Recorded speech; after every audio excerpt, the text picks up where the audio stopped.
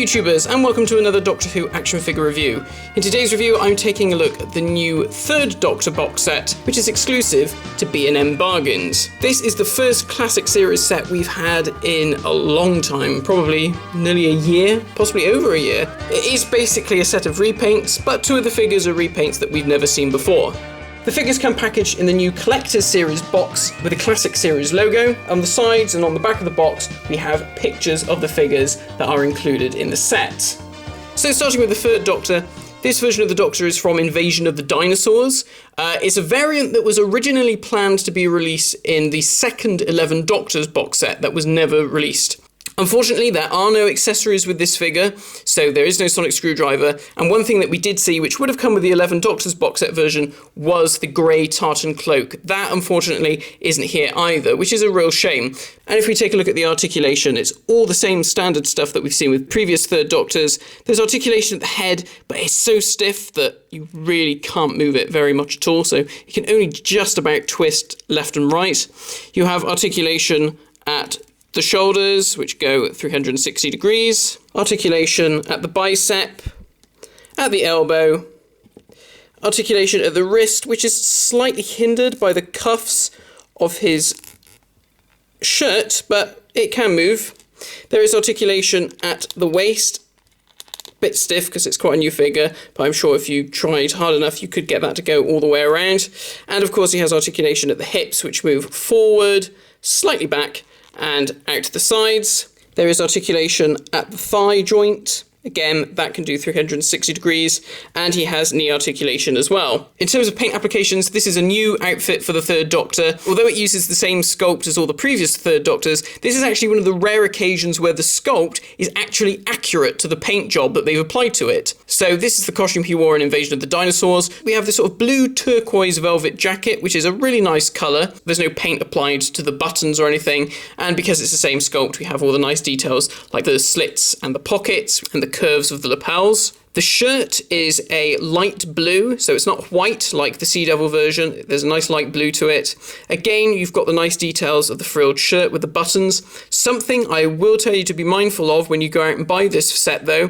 There were only two sets in the shop that I looked at, and the first one that I picked up, the free shirt was in a really bad condition. It hadn't been pulled from the mould properly, and so there was none of that frill detail. It was almost like a complete flat piece of rectangular plastic. It looks really nasty. The bow tie is a sort of a maroon brown colour, and it works really well against the two different colours. The trousers are sort of a blackish brownish colour almost, and so are the shoes. In fact, it's all the same colour, which is a bit of a shame that they aren't slightly different.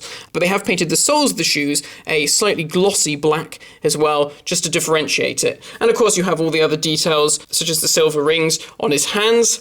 And then if we look at the Doctor's head, you can see that he's got this really nice sort of whitish blondish hair actually with a grey wash, and it does look really nice, and you can see that the painting of the eyes isn't too bad. Some of them looked a bit dodgy, but this one isn't too bad. And you can also see that unlike other third Doctor figures, this one doesn't have any paint on the lips. But otherwise, I really do like this variant. I think the costume is a really nice colour.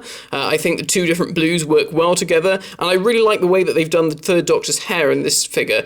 Sometimes it looks quite white on other figures, sometimes it looks quite grey. But here I think they've got a nice mix of sort of whitish blonde, which looks really good. Next up, we have the Jo Grant figure. So this is the third variant of Jo that we've had in the last couple of years. This time she's from the Time Monster. Again, in terms of articulation, she has all the exact same articulation as the previous Jo Grants. She has articulation at the head, which can turn really well. As you can see, can almost do 180 degrees. It probably could do 360, but the hair at the back is hindering that somewhat. She's got ball jointed shoulders, which mean they can go out to the side and of course swivel all the way around. She has a swivel joint at the bicep. As you can see, this one is a bit loose on this figure, so be careful again, that's something to be mindful of.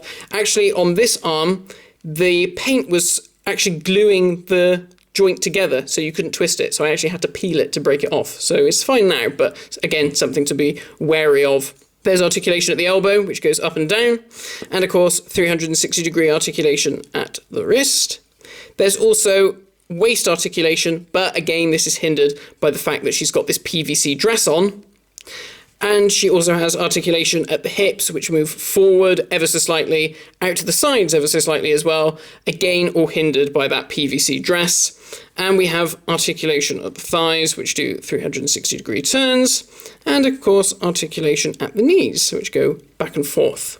In terms of the paintwork, again, is fairly good. In terms of the costume, they've done a really nice job. They've used the Three Doctors sculpt and they've just repainted it. So we have this really interesting brown dress with this very 70s pattern on it, which is a sort of a mustard yellow with a bit of turquoise and a bit of brown. It does work really well. I think they've done a nice job with it, and that pattern goes all around the bottom of the skirt and also around the cuffs on the sleeves. She also, on the back, has these two yellow stripes as well.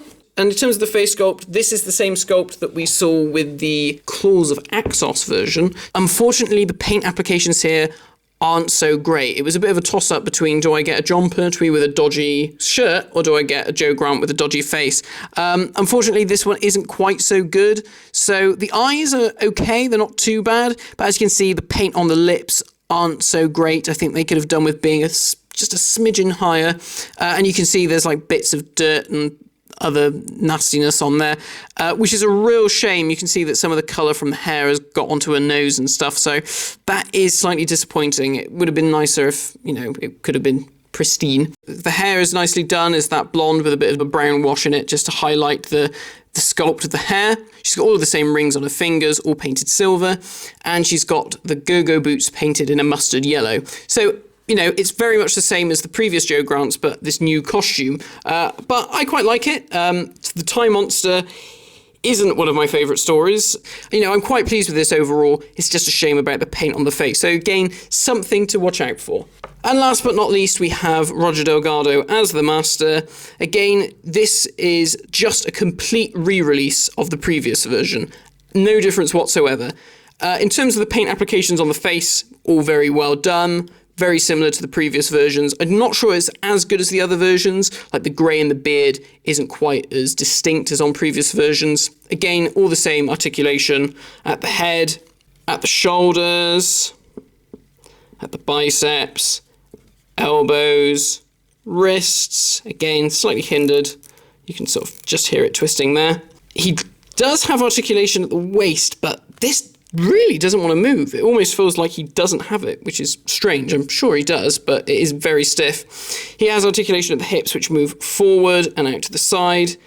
Articulation at the thighs, which again do 360-degree turns, and also at the knees. In terms of his costume, it is exactly the same. All of the same really good details, like the strips around the cuffs, the leather gloves. The black, actually, of his suit does look ever so slightly different to the original version. It seems to be in a far glossier plastic, and it also seems ever so slightly darker. I think the skin is also slightly darker as well, ever so slightly. But overall, a nice addition to the set. Of course, there is no tissue compression eliminator, which is a shame for those of you who missed out on the first two releases of this version of the Master. So that's it. It's great to see another classic box set, albeit not quite as good as some releases, but it's nice that we've got a version of the Third Doctor that I didn't think we'd ever see because that box set got cancelled. We've also got to see another version of Joe Grant, which is always nice to have. And of course, for those people who missed out on the Master, you also have that too. So thank you very much for watching this review, guys. I hope it's been helpful to you. For those of you in the UK,